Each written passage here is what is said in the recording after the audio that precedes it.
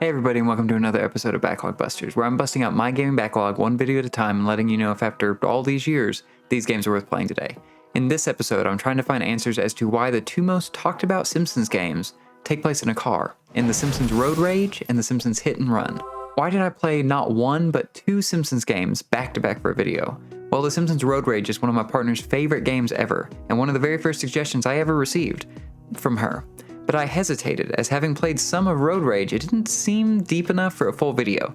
So in an effort to make sure that I played Road Rage, she added it and Hit and Run, the game I hear mentioned much more often, to my schedule for June 19th, insisting it would be the perfect timing as the new season of The Simpsons would release shortly after. Which, now that we're here, June does not seem to be the release of season 35, and also seems to not be when the series traditionally premieres a new season, which seems to instead be in September. But here we are. I played the games, let's talk about them. The Simpsons Road Rage was released across PS2, GameCube, and Xbox in 2001 with a GBA version coming out later. Then in 2003, The Simpsons Hit and Run was released across the PS2, GameCube, Xbox, also adding a PC version that seems to have a fairly large mod community around it. Both games were published by Electronic Arts and developed by Radical Entertainment, a studio who I wasn't really that familiar with, except for a few of their games where you just smash up an entire city, The Incredible Hulk Ultimate Destruction, which I've always heard great things about, and two later games that follow in that same legacy, but without the Marvel IP in Prototype 1 and Prototype 2. But by far the games I hear brought up the most from Radical Entertainment's history are Simpsons games. Road Rage received pretty middling reviews at the time, sitting at 61, 64, 67 across multiple platforms it released on. Reviewers at the time were not shy about calling out its inspirations, with Next Gen magazine saying it was the most shameless incident of design burglary in recent memory. But in spite of this, it still ended up selling more than 3 million copies. Then 2 years later, Hit and Run was released with a different inspiration, no longer drawing from an arcade taxi game, but this time from Grand Theft Auto. Reviewers received this entry much better, with it sitting at a 78, 79, 81, 82, with it also selling more than 3 million copies, which maybe shows how strong The Simpsons name is, that two games separated by almost 20 points on the review scale didn't fail to sell, but also didn't see a strong sales boost based on higher scores. But with that history out of the way, let's see if The Simpsons games are any fun and if my lack of Simpsons knowledge affects my enjoyment, because I've only seen the movie. The gameplay loop of Road Rage will have you driving up to potential passengers who hop in your car, spout out a location that you need to drop them off at quickly. Each completed ride gives you a little bit more time for your next passenger, and you repeat this until you time out. So yeah, if it wasn't clear already, there's a heavy inspiration from Crazy Taxi here, which I would have called legally distinct because they swapped out the arrows for pointing hand, and there's no KFC here, but Sega, the developers of Crazy Taxi, would disagree as they filed a lawsuit against this game, which settled privately for some unknown amount. But you know, racing against the time to deliver passengers as you try to find the fastest route while avoiding traffic is just as fun as it was in the arcades under a different name. Plus, with the cartoonist visuals and less dense urban sprawl, I was able to learn the levels really quickly and start completing a lot of fares and outrunning the clock pretty early on. Now, if you're coming from any traditional racing game, even something like Mario Kart, this is going to feel like the twitchiest driving game you've ever played. It seemed like even a slight breeze would cause my car to wiggle around with a sickening intensity that I'm sure can't be good for my passenger. It definitely takes a little getting used to, but it's not a bad thing, as you'll soon be whipping around a corner at top speed, tapping the handbrake without skidding out of control, and barely having to slow down as you complete your fare. Outside of the main mode, I really didn't expect this game to really have a multiplayer mode, and if it did, I expected it to be a kind of pass the controller back and forth deal. At most, a split-screen version of normal gameplay, but instead, it goes for a kind of capture the flag, tug-of-war mode where one passenger is marked for both players, and if you pick them up first, the opposing player tries to ram you and steal that passenger, with the first driver that's able to drag the passenger into the drop-off point winning the fare. And sure, it's one single mode, and it's not the most complicated, but it manages to add another layer to an already fun arcade game in a way that increases the fun, and also the stress, because now you're not just outrunning the clock, but also someone sitting right next to you.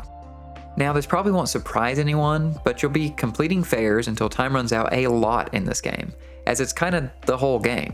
But there are some goals, as the coins you earn can be used towards unlocking 17 different characters, all with their own stats and 5 additional courses.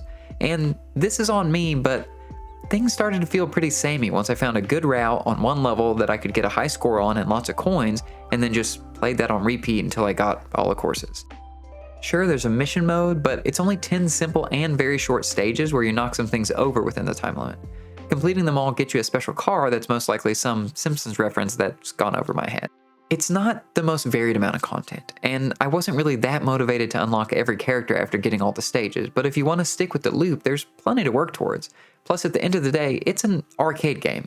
Anything more than a high score chase is a better goal than I expected for this, and your mileage is just going to depend on how much you enjoy playing it. But we've got a whole other game to talk about, so let's look at how The Simpsons Hit and Run compares and what I liked about it. The different areas of Springfield you'll be exploring in Hit and Run are just fun to drive around, with a bright style that's full of cartoon characters who aren't too worried if you accidentally hit them head on.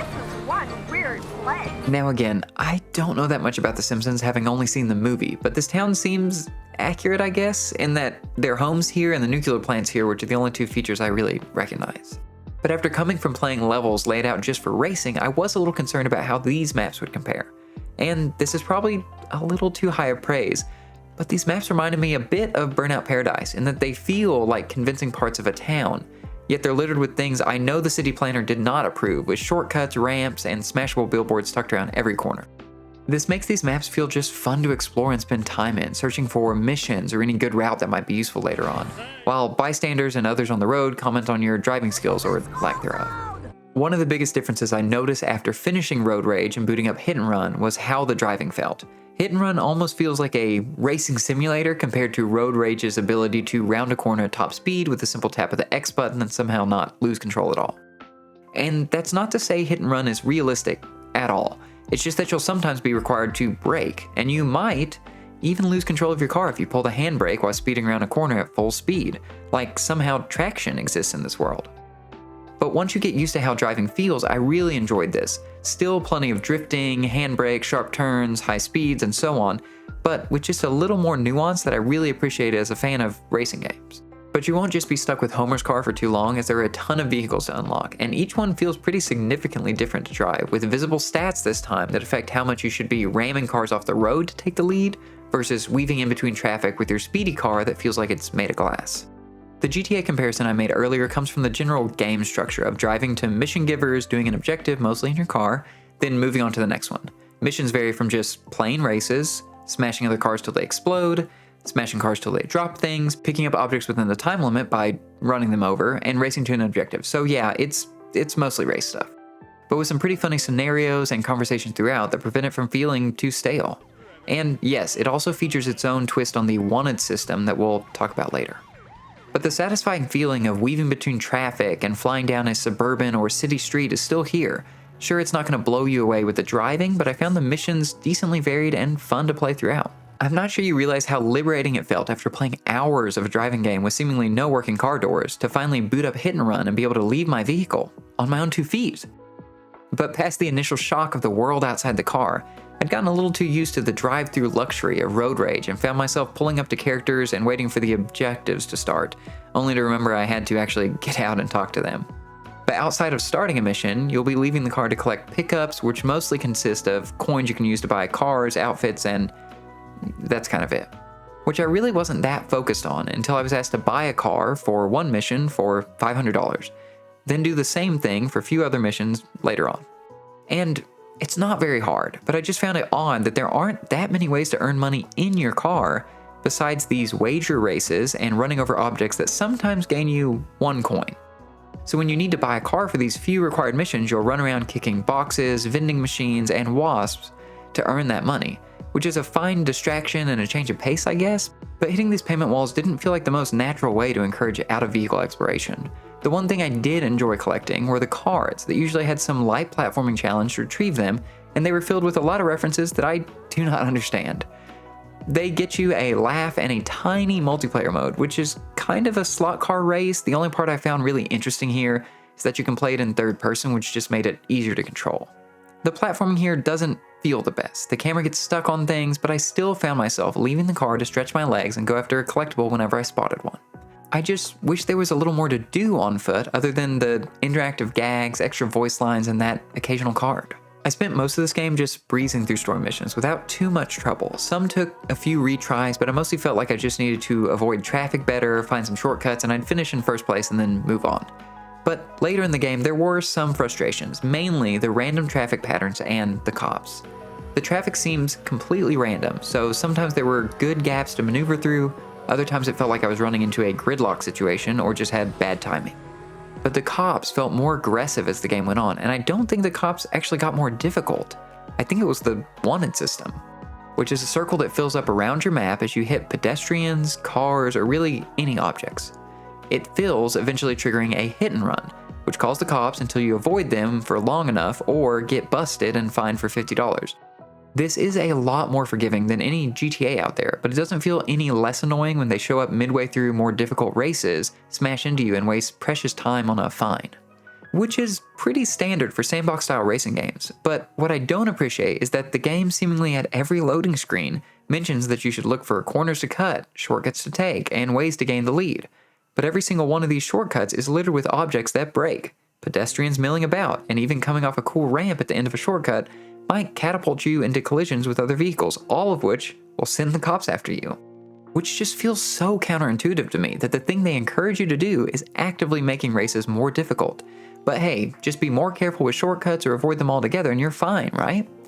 Well, no, because the game requires you to drive across places like the boardwalk, which is a one single road filled with pedestrians, and I'm not sure I ever made it across this without the cops being sent after me by the end. And this isn't the only location like this. Sure, they're going for a wanted system. They're taking inspiration from GTA, but for a game called Hit and Run, with cartoon characters that make jokes as they fly off your windshield, drivers that cheer as you destroy objects and collect $1, it just feels a little backwards to me that one of the biggest obstacles to completing races is triggered by the actions the game encourages. But hey, maybe I'm just a bad driver. Now, with all that in mind, how did I feel about these games overall, and would I recommend them be on your backlog? For The Simpsons Road Rage, if you've played Crazy Taxi before, you're probably okay skipping this one. Again, it's not a bad game. I had a great time unlocking all the stages, and I'd be lying if I said I didn't want to go back and try to unlock the rest of the characters. But it's an arcade game through and through, so just know what you're getting into. If you want a fun arcade game with a cool multiplayer mode that's really going to make time fly by in 1-minute increments, you'll probably enjoy it, but if you're looking for something more deep, this might not be it for you.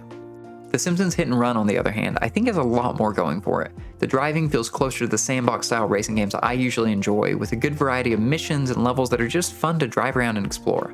I also thought it was genuinely funny at parts, especially since it's got more than just the quips that Road Rage has, with more of an actual story and actual conversations. Now, I'm not sure that it does anything better than the games it's drawing inspiration from, but it does fun and unique things with the formula, and honestly, it was kinda nice to play a calmer, sandbox-style racing game where I can leave the car and firearms aren't immediately pulled out. For me, Hit and Run lands in the maybe category. If you enjoy The Simpsons or the racing game styles that this pays homage to, then it's definitely worth checking out. But if you're not as big a fan of the IP or the genre, then it might not need to shoot up your backlog. And I'll throw out my normal message that my opinion on this game, or these games, is not meant to tarnish any fond memories you have of playing them, and if you loved or still love these, please tell me why in the comments below. I'd love to hear about your experience and talk more about these games. If you're looking to play either of these games, then sadly, your only option is to dust off your PS2, Xbox, GameCube, and find a copy of these discs, because somehow, even with the strength of the Simpsons IP, there's never been a single remake, remaster, or port of these games onto anything past their launch consoles. Though I did hear that someone's remaking Hit and Run, so maybe there will be a new version soon. But that's it for this episode of BacklogBusters. Have you played these? What did you think? Should they be on others' backlogs? Let me know. I'd love to talk more about these games, and if you've got a suggestion for another game I should clear off my backlog, let me know. If you enjoyed this video, hit the thumbs up button, and if you'd like to see more, tap the subscribe button, and as always, thank you all so much for watching, and see you in the next video. Bye.